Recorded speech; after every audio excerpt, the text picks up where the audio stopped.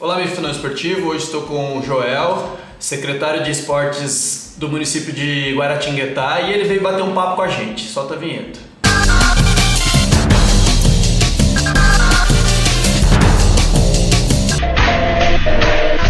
Joel, Um abraço, Theo. muito prazer em recebê-lo aqui e vim contar um pouquinho da sua história e trajetória no esporte, né? Exatamente. E é uma história longa, né? Você estava me contando que vem de já um tempo já. Como é que iniciou tudo isso, né? Você vem das artes marciais, das lutas, né? E como que iniciou tudo isso? Exatamente, prazer estar aqui com vocês, todos os espectadores também. O esporte esteve na minha vida desde que eu me conheço como gente, né? Família também, muito ligada ao esporte. E como eu não era um bom jogador de futebol, queria ser como toda criança brasileira, eu acabei migrando para o esporte de luta e que me abraçou, né? Inicialmente a gente foi atleta de judô, pôde ter uma carreira bem legal com o judô.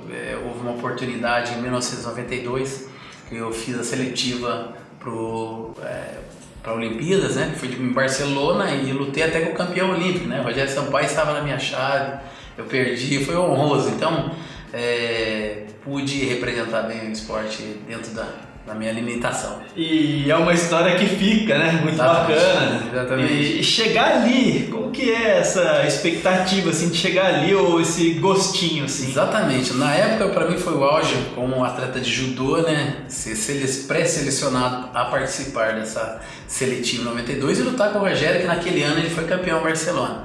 Então, foi muito honroso, eu me senti bem, representei minha cidade, que eu sou nascido em Lorena, na época jovem, de família humilde, que chegou tão longe, né? Junto com outros amigos, né?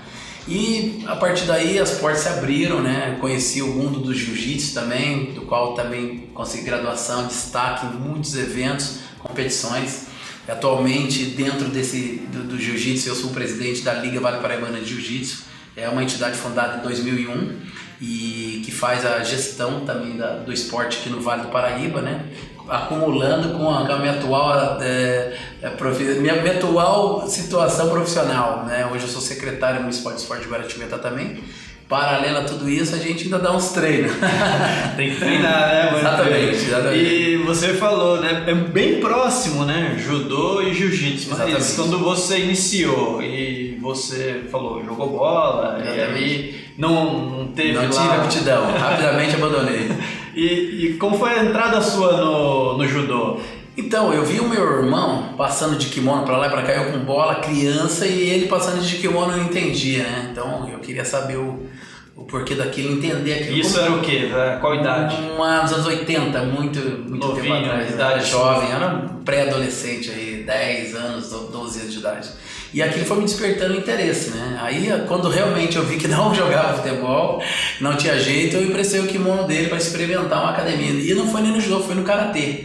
Aí eu olhei o karatê, senti que eu podia, dei mais um tempo, passou um tempo, a curiosidade dos amigos me levaram a uma academia de judô. Aí foi amor à primeira vista, né? Aí eu me identifiquei com o esporte. E naquela época, né, 1980, tinha algumas academias, né? Exatamente, era mais karatê, né? Exatamente. Era mais disseminado, né? Nos anos 80, né? Foi muito ligado aos dos anos do karatê também, né? O judô não tinha... Eu divido o judô em dois períodos, né? O período Aurélio Miguel, 1988, a medalha dele de ouro em Seul, e Aurélio Miguel pós. Então, antes e o pós, é um divisor de águas, o judô mudou muito, falando-se administrativamente falando, né? As confederações, a forma de selecionar os atletas, apoio, os atletas foram mais entendidos, mais vistos, né? Rogério Sampaio, Aurélio Miguel veio com essa medalha e mudou, assim, politicamente a história do judô, e o judô hoje é uma coisa diferente. Uma medalha, né, ou um sucesso no evento olímpico, normalmente ele impacta, né? Ele impacta na prática. Exatamente. Até a gestão da época, né? Antes e depois, né? Eram bem diferentes. A forma dos atletas representarem o Brasil no judô era diferenciado, o custo era do atleta, então pouca gente, muitas pessoas com potencial deixavam de ir por não ter recurso. E aí depois de Aurélio Miguel da medalha, a política dentro do esporte mudou muito, houve uma revolução dentro da Confederação Brasileira de Judô, o Brasil mesmo começou a olhar o judô diferente, então mudou a política, mudou a forma de... E chegaram parceiros, né, nessa nova divisão, esse novo momento, por isso que eu falo que o Aurélio Miguel na época foi um divisor, né, antes do judô e depois. E aí mudou tudo, né? Hoje o atleta é ranqueado, os atletas que participam de grandes eventos internacionais, tem apoio das empresas que patrocinam e bancam essas viagens, esse treinamento para os atletas. É um mundo bem diferente, né? O judô foi muito valorizado, hoje é bem valorizado. É um dos principais esportes do mundo aí, do Brasil. Então, né, pelo que você está falando, você sofreu um pouco disso, né, na época. A minha geração sim, né? A gente tinha muita dificuldade, né? Eu cheguei a participar de uma seletiva para Pan-Americano, né, lá na Confederação no Rio de Janeiro, e quando terminou a seletiva, dos pré-selecionados, eu estava dentro de um grupo desse, acho que era juvenil, ou júnior categoria, e na época a organização, a direção falou que voltássemos para casa e resolvêssemos o problema financeiro dos custos da viagem. Quer dizer, um cara humilde, sem condições nenhuma de fazer uma viagem para o Canadá, então frustra o atleta, né? Isso não acontece hoje em dia, né? Todos os atletas ranqueados são custeados pela própria confederação, então foram épocas diferentes, né? E o esporte deu um avanço aí nesse sentido. E a gente vê muito no movimento olímpico de uma forma geral, apoio de instituições públicas. Exatamente, né? Existe isso, um retorno até para a própria entidade, né? Esses recursos são oriundos de impostos, né? Que voltam para o esporte de alto rendimento e esporte de iniciação também. Essas são iniciativas públicas do governo federal e estadual que valem muito a pena, né? O esporte, um recurso bem aplicado, ele é uma ferramenta social incrível aí. Isso foi a parte de judô, né? Depois de um tempo a gente acaba migrando. Nos anos 90 surgiram os UFC da vida, né? E aí muita gente começou a migrar para o jiu-jitsu. O jiu-jitsu tomou uma proporção com as vitórias do Royce Gracie no UFC, nos primórdios dos anos 90. E naturalmente eu fui, né, migrando para o esporte, como muitos colegas meus. Participei daqueles antigos Vale Tudo, não chamava nem o MMA, não usava luva. Então os primórdios também do Vale Tudo, do UFC, aqui no Brasil é chamado de Vale Tudo. Então eu participei, fiz 7 lutas lá, ganhei as 7, me arrebentava todo, mas como curiosidade, não que fui um cara violento, mas ligado ao esporte. Assim, eu queria provar para mim mesmo se eu tinha condições. Aí eu me aventurei nos ringues da vida aí. E você disse uma coisa muito legal, né? Luta é diferente de briga, né? Não é violência, é agressividade, são coisas diferentes que a gente aprende com a luta, né? A prova técnica ali, né? Quando você sobe no tatame, sobe no ringue, você vai provar que você treinou mais que o outro, tecnicamente, mas não existe inimizade nesse meio. Existe respeito, né, de toda a conjuntura oriental que o esporte de artes marciais tem. E a gente carrega isso para a vida inteira, carrega o dia a dia, carrega para uma competição e não perde nunca isso. Essa é a essência do esporte. Mesmo ali no ringue, trocando socos, chutes, o respeito ele é mútuo, né? A ideia é a vitória através de uma técnica. Então, passei por esse período e depois fiquei só no jiu-jitsu, tá? E muito bacana, né? Quando você quase teve ali a Olimpíada. O que é isso para um atleta? Poxa, olhando para trás, a minha origem, né? Vendo os amigos e participando de grandes eventos, campeonato brasileiro, campeonato estadual, chegando a competir com os melhores e vendo aquele mundo ali, foi honroso, né? Como eu te falei, da origem humilde, da forma como a gente tinha as condições de treinar. E ir buscando, galgando a cada campeonato, oportunidade de ser um dia convidado, na época era convidado, você recebia lá uma cartinha, convidado, você foi pré-selecionado, vai participar. Eu me senti um cara super valorizado. Isso me impulsionou para poder ter oportunidade de saber, eu posso chegar em algum lugar, né? E foi isso que eu fiz. Eu acho que o convite valeu a pena, independente do resultado, me lançou, foi uma mola propulsora para as outras conquistas aí que o esporte me permitiu. E vamos pensar aqui, né, quais foram as conquistas mais significativas assim na sua carreira esportiva? Olha, no jiu-jitsu, tanto no jiu-jitsu quanto no judô, dentro da nossa realidade, né, de morar numa cidade do interior paulista, ir participar de um campeonato estadual, seja ele dentro do estado de São Paulo, como eu participei no Rio de Janeiro, quando fui atleta do Flamengo uma temporada, a convite também, na época, destaque, um atleta se machucou e lembraram, olha, tem um rapaz lá no interior que é peso leve, na época era 71 quilos, hoje é 73 a tabela. Ser convidado para compor a equipe do Flamengo também foi um convite bem bacana. Então, uma temporada também chegamos, intermédio do amigo nosso, a disputar pelo Minas Tênis Clube 2 temporadas. Então, ganhar um título estadual, seja ele paulista, mineiro ou carioca, isso já é uma grandeza imensa, né? Participar de outras seletivas, estar entre os melhores ali da sua categoria em nível Brasil, participar de campeonato brasileiro, conquistar títulos de vice-campeão no jiu-jitsu, no judô, isso para mim, dentro do que eu me propus, da onde eu vim, do que eu me propus com as minhas condições, isso é a maioria dos atletas, com poucas condições, chegar a disputar esse título. E alguns títulos conquistados, estadual, nacional, a gente já se sente o melhor atleta do mundo. Muito bacana o nosso bate-papo. A gente vai fazer um intervalinho muito rápido e vai voltar na sequência para a gente trabalhar essa ideia e entender um pouquinho mais do outro lado do esporte, né? Valeu!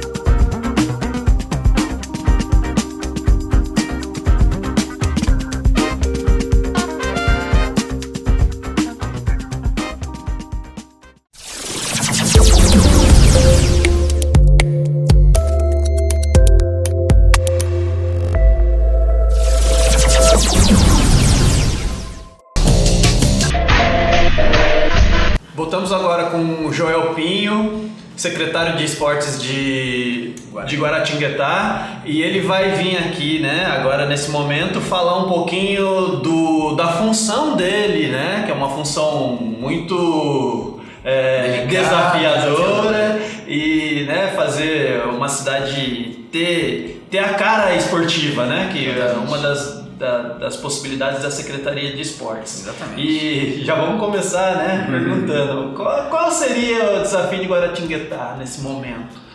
Olha, quando nós entramos nesse novo governo em 2017, nós mapeamos um ano de antecedência as necessidades do nosso município, né? Isso em conjunto com um grupo que pensa o esporte, ex-atletas, praticantes, diretores de clubes.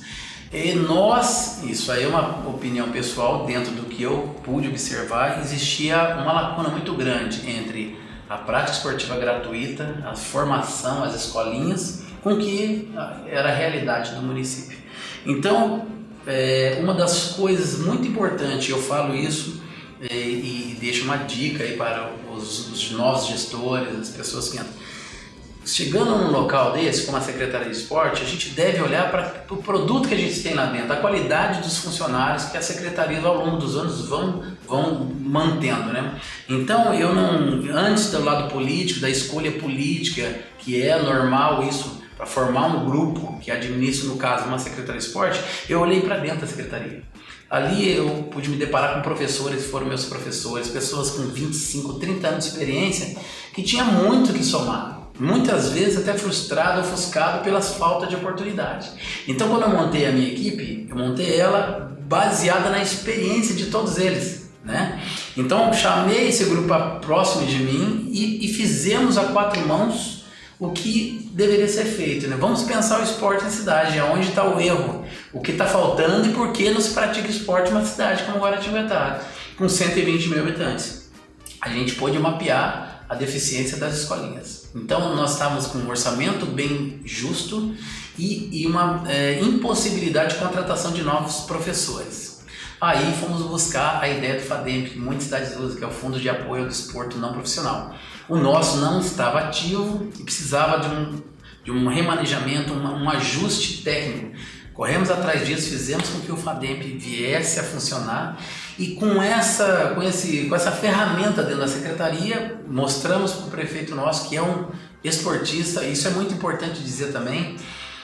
Se o principal gestor de uma cidade, que é o prefeito, não te dá essa possibilidade... Enxerga o esporte, né? Enxerga o esporte. Como possibilidade de saúde, como possibilidade de melhora da vida das pessoas. Você vai continuar fazendo o mesmo. Então, diferentemente... Quero aqui deixar bem claro que o nosso prefeito e o vice-prefeito ex-esportistas, entende a importância do esporte na vida de uma pessoa, do adolescente, pré-adolescente, do jovem e do adulto, e permitiu que a gente implementasse esse projeto. Então, quando levamos ao governo municipal a ideia de fomentar através do FADEB o esporte, nas bases, a criação de nova escolinha, de imediato foi aceito. Com esse recurso, podemos contratar os projetos e implementar os projetos na cidade. Então, nós começamos o trabalho em 2017 e ele vem crescendo. Então, essa foi a principal ideia. Outra deficiência, que ao longo dos anos também, podemos perceber que a maioria dos espaços públicos voltados ao esporte estava com bastante deficiência estrutural. Ainda continua muita coisa, ainda não se consegue fazer no meio público com tanta rapidez, é muita burocracia. Então a gente, ao longo desses anos, estamos reformando espaço público, dando condições para que o professor possa trabalhar também, né, efetivamente. E dentro desse aparelho que você disse, né, quantos espaços públicos a gente tem lá de atividade física? Ou de esporte? Exatamente. Nós temos um complexo esportivo, está sendo o tempo inteiro reformado, já fizemos grandes mudanças, reforma do ginásio, né, com AVCB, iluminação de LED, piso novo, construção agora no segundo semestre, se Deus quiser, da arquibancada fixa, piso de atletismo, vestiários para futebol, campos de futebol. A gente está mexendo no próprio estádio da Ari Rodrigues Leite, recebe constantemente a atenção nossa, porque é um estádio regional que muitos times buscam, né? Essa parceria, nossa parceria para usar o estádio, está sempre liberado, sempre em condições. Com a deficiência da construção e o problema orçamentário que a maioria dos municípios passam, falta de orçamento para construção, nós fomos e fizemos uma parceria com a Secretaria de Educação. Ao meu ver, como gestor público, a educação nunca pode estar separada. Não tem que desvincular do esporte. Tá? É uma ferramenta tão importante quanto a educação. E a Secretaria também de Educação prontamente abriu as portas, né, para que a gente pudesse levar um projeto dentro das escolas. Isso foi de grande valia, né? Você tem formação em gestão pública, né? Sim. E dentro do seu discurso, dentro da sua fala, a gente consegue enxergar, né? O esporte não pode estar desvinculado, talvez, nem de segurança, exatamente, nem de educação, né? A educação não pode estar mesmo, exatamente, saúde. E como é que você falou da questão da educação, como é que vocês estão organizando isso daí? Exatamente. A educação tem um espaço que a gente temporariamente não existe recurso para construir, então fomos atrás das quadras, do espaço público dos colégios. Nossa cidade tem mais de 30 escolas municipais e espalhadas nos bairros, então tinha um espaço, mas os finais de semana e durante a semana o professor da rede pública, o docente, ele tem uma carga horária, excedeu aquela carga, ele não... Então o que nós fizemos? Uma junção com os projetos, o professor e com material e equipamento, levamos para dentro do colégio. Então a escola, a educação não tem custo adicional com o professor, cede o espaço e a gente pega toda aquela comunidade e oferta o esporte para ele. No contraturno. No contraturno escolar. Legal. Então foi uma sacada bem bacana que a gente começa a fomentar o esporte, criar aquela massa esportiva que a gente fala, né? Uma massificação.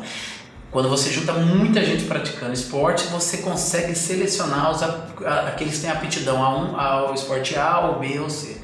Então essa foi uma ideia que eu acho que foi... E dessa boa ideia, cria-se um problema, né? Porque depois de tudo isso, a molecada aprende, a molecada toma gosto. Exatamente. E aí tem a próxima etapa, que vai sair da escola e vai querer fazer o esporte, né? A competição. E aí? Nós, pensando nisso no segundo momento, também criamos uma estrutura, né, desses pré-selecionados. Cria um bom problema, né? É um ótimo problema, a gente está torcendo que esse problema se replique cada vez mais, né?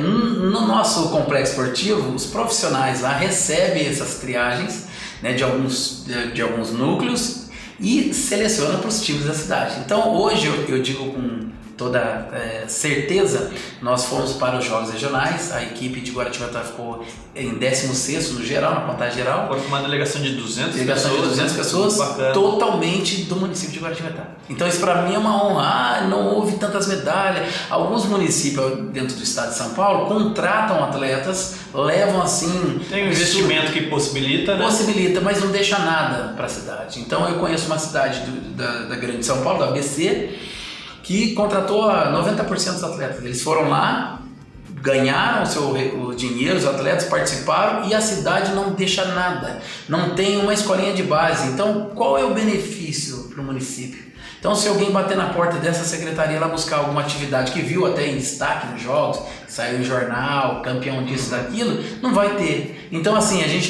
o foco não é a medalha. A maior medalha é o cidadão que é beneficiado. Né? Desculpa. Exatamente isso. E a gente tem o esporte de alto rendimento acontecendo lá, né? Eu estou pensando aqui no futsal que sempre está em evidência, representando a cidade, e é lógico que o esporte profissional ele tem a inviabilidade, né, do poder público ajudar, mas como que de alguma forma o poder público, né, ele apoia e tem essa parceria. Por exemplo, citando o futsal de Guaratinguetá, que é um dos esportes, né, de maior destaque pelo IOCA, né? Exatamente, é um time empresa. O IOCA, nós temos realmente as restrições de apoio, no aporte financeiro para qualquer time de empresa. O futebol de salão, ele é amador ainda. O único esporte no Brasil que é considerado esporte profissional é o futebol e a montaria no touro. Fora isso, não existe mais esporte profissional. Mas dentro desse contexto todo, que é uma empresa, clube empresa, o IOCA mesmo não sendo futsal um time profissional, o aporte é em apoio com condução, apoio cedendo espaço para treinamento, né? Apoio ligado a esse tipo de coisa, nunca doando nada, mas emprestando de formas que eles possam ter um pouco mais de conforto para os treinamentos. Isso é viável, isso é possível fazer com todo mundo, né? Isso é importante deixar claro. Legal. E outra questão também, né, que nosso público aqui gosta muito de futebol, né? E aí tem o Guará, né, que antigo Guará. Por muito tempo ele representou o Guará, teve a mudança, mas depois teve o retorno. Sim. E hoje está licenciado.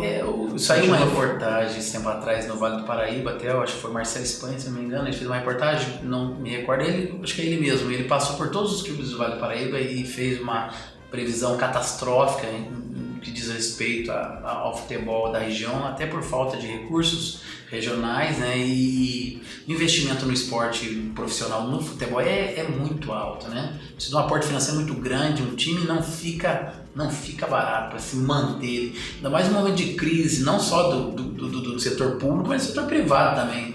Todo mundo acorda no pescoço, tá difícil manter um time. Guaratinguetá não foge disso, né? A gente tem um time lá, isso também tem um apoio dentro dos limites da lei, que é o Mantiqueira, né, que tenta se manter na divisão, subiu para a terceira, né, a 3, mas houve um rebaixamento também por falta desse investimento, né, que é difícil buscar parceiros, mas eles brigam lá constantemente. A gente olha no Vale do Paraíba todo aí, o time que se mais destaca é Taubaté, mas também tem as suas dificuldades, né, e o futebol é a paixão nacional. A gente tem lá um trabalho grande dentro da secretaria com a iniciação do futebol. Temos 4 professores, ex-jogadores profissionais que trabalham com as escolinhas nossas. Temos futsal também, bastante escolinhas de formação, né? E em agosto agora começa um projeto grande que é um time de futebol feminino em Guaratinguetá, que vai dar um up nas meninas da nossa cidade. Legal, é legal que você bem disse, né, o investimento maior em Guaratinguetá é mesmo na base, né, no esporte de base. Eu acho que esse é o caminho, né, e só que uma prefeitura, de uma forma geral, ela muitas das vezes ela teria, né? É lógico que depende da viabilidade, depende dos recursos, né? E aquela questão, às vezes eu preciso pôr mais aporte financeiro aqui e tirar um pouquinho dali. E como é que faz esse jogo aí? Nós traçamos uma meta, né? De 2018 e 2019, né? 2017 e 2018. A meta foi a formação. Vamos implantar a escolinha. Nós temos mais de 20 escolinhas de 2017. Olhando para trás, 2016, 15, no ano que nós entramos e até o dia de hoje, a gente está com 22 escolinhas esportivas, todas lotadas, todas com público, professor com carga horária completa. Isso vai de A a Z praticamente, com bastante modalidade, fora as que já tinham na secretaria. São professores concursados que desenvolvem um trabalho deles. Então a gente está atendendo a população da melhor forma possível. Essa parceria junto com a escola que multiplicou muito a prática esportiva na nossa cidade. E temos um projeto que chama Esporte na Rua. Isso foi uma sacada também. Legal. Existem alguns bairros da região rural que não tem muita acessibilidade. Então, como trazer uma pessoa para treinar na escolinha 20 km da cidade? Então, o que a gente faz? A cada 15 dias, junto uma trupe de professores com várias modalidades, e a gente leva num sábado para uma quadra desse colégio distante essa atividade. Então a gente apresenta, faz conhecer o esporte e vê a viabilidade da escolha de um ou outro esporte, a gente não pode atender todo mundo, implantar naquele espaço. Quando isso não é possível, a gente tem também um projeto legal que a gente trouxe nesse novo governo, que é o projeto que já acontecia e tinha parado. São os jogos estudantis, só que nós fizemos duas vertentes: os jogos estudantis da rede pública e os jogos estudantis da rede privada. Separamos para não ver conflito, jovem de classes sociais diferentes, opiniões, formações, acaba criando conflitos num local fechado como um ginásio. Enfim, existia uma estatística lá de muita violência ligada quando se misturava. Então o que nós fizemos? Separamos de formas e horários diferentes, períodos diferentes, e trouxemos os jogos escolares, que também é uma forma de se observar, selecionar, proporcionar durante o ano as atividades integradas entre os colégios, né, despertar esse interesse pela prática esportiva e também descobrir talento que a gente consegue pincelar e trazer para o grupo, né? Então são várias formas aí que a gente trouxe esse novo governo para proporcionar, levar da melhor maneira possível ao conhecimento dessas crianças modernas, hoje só vivem na frente do celular, né, na internet, complicado. O esporte que é tão benéfico para a saúde física, mental e social. Eu queria agradecer você, né, Joel, pela presença aqui, né, esclarecer pontos importantes de uma cidade que é importante no Vale do Paraíba e vir bater esse papo com a gente. Você queria deixar alguma rede social, né, para conhecer o trabalho mais de perto? Exatamente. Da gestão? Nós temos lá a Secretaria de Esporte, que tem uma página no Facebook, a Secretaria Municipal de Esporte, Guaratinguetá. Tá? Ali a gente publica diuturnamente, tendo atividade, o que a gente anda fazendo, né? Os trabalhos da Secretaria, que é um braço do governo municipal, como todas as outras secretarias. Deixar só um recadinho aqui bem legal para os gestores, né, ligados ao esporte, que o grande segredo, como eu te falei, está no produto que a gente já tem dentro da secretaria, né? Então valorizar lá o funcionário que está ali há muito tempo, e o que nós fizemos e o que está dando certo é uma equipe que trabalha a quatro mãos, é uma equipe desde do braçal lá que cuida do campo até os professores mais antigos que estão ali, que muitas vezes nem valorizados são, trazer para o meio e fazer uma conjuntura, pensar junto o esporte. Eu acho que esse é o grande segredo. E né? Dentro da Secretaria do Esporte tem que formar um time do esporte. Exatamente, é o que nós fizemos, está dando certo, a gente espera que dentro desses 4 anos a gente contribua e possa atingir o objetivo, que é levar o esporte para os 4 cantos da nossa cidade. Já, muitíssimo obrigado. obrigado. Eu que agradeço. Valeu pela participação. Obrigado. Gente, muito obrigado. Valeu, até a próxima.